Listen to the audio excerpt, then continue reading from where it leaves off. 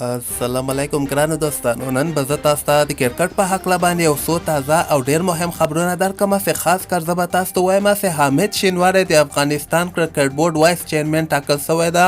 حامد شینواری په هکله به زه تاسو ته لږ غوندې معلومات درکړم چې دغه د میراثیانو ډیر سخت خلاف ده. نو ویډیو تر اخره پورې وګورئ، په هر څه به تاسو پوه شئ. راځم اولنی خبر به زه تاسو ته د هندوستان لیګ یعنی آی پی ایل لیګ په هکله باندې یو خبر درکړم چې آی پی ایل نه زیاتره انټرنیشنل لوبغاړي حتی د هندوستان خپل یو نیم لوبغاړی آی پی ایل پرېږدي او خپل فامیل سره یوځای کیږي.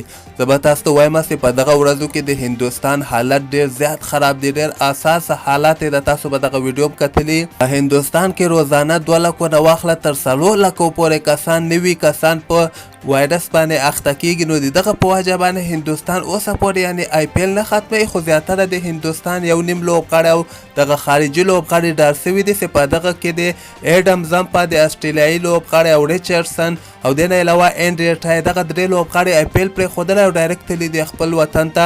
او د نه علاوه دغه نور لوبغاړي هم ډېر زیات تشویش کې دي چې دا حالت به څنګه کیږي. او د هندوستان ار ایشوین لوبغاړی چې کوم د هغه آی پی ایل پرېښی ده وایي زه خپل فامیل سره یوځای کېږم. مهندر سنګ دوني چې د هندوستان کپټان دی، د هغه مور او پلار هم په دغه وایرس باندې اخته شوي دي. نو الله پاک دې رحم وکړي. هندوستان کې حالت ورځ تر بلې نه ډېر په خرابېدو دي.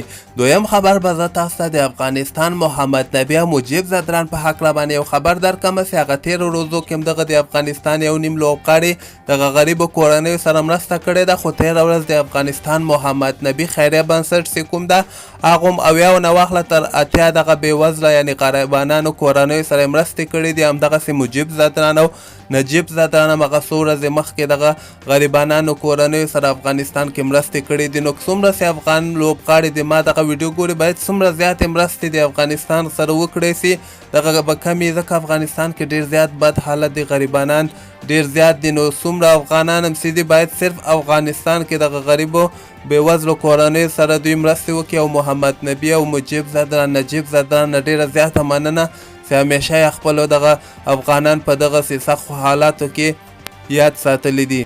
او د نه علاوه به زه تاسو ته د ډاکټر حامد شینواری په هکله باندې یو خبر درکړم چې نن د افغانستان کرکټ بورډ لخوا نه حامد شینواری وایس چیرمن وټاکل شو. زه به تاسو ته وایم چې حامد شینواری ما لکه څنګه چې اورېدلی دي چې دغه د میراثیانو ډېر سخت خلاف د میراثیانو مطلب دغه ټیم کې چې څوک ډله بازي جوړوي د دغو ډېر سخت خلاف دی. دی وایي چې زه غواړم چې افغانستان ملي ټیم کې ځوانان راسي.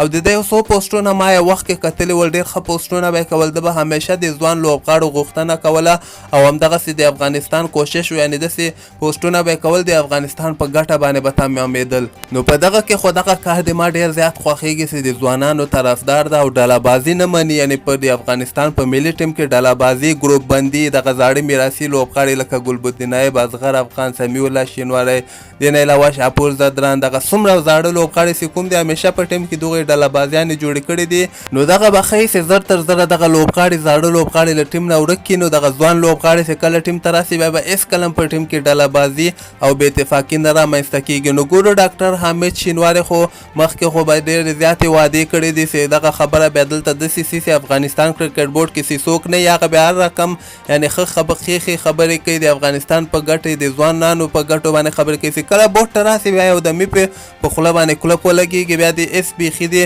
هغسې خبرې نه کوي. نو ګورو چې دی خپلو خبرو باندې څومره درېږي، دغه به وخت سره ثابته سي.